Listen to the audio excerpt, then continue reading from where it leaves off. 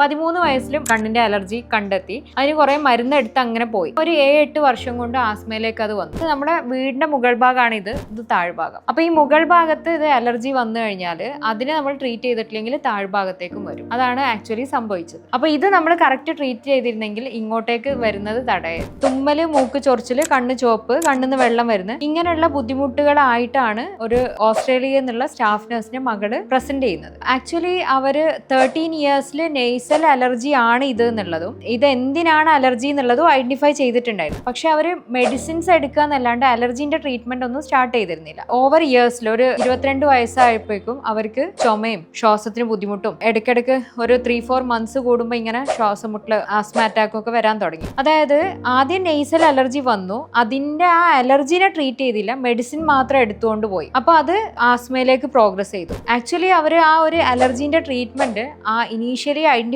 ചെയ്തപ്പോൾ തന്നെ അതിനെ കൺട്രോൾ ചെയ്ത് അലർജിന്റെ ട്രീറ്റ്മെന്റും കൂടെ സ്റ്റാർട്ട് ചെയ്തിരുന്നെങ്കിൽ ഈ ഒരു ആസ്മയിലേക്കുള്ള പ്രിവെൻഷൻ നമുക്ക് തടയാൻ പറ്റുമായിരുന്നു.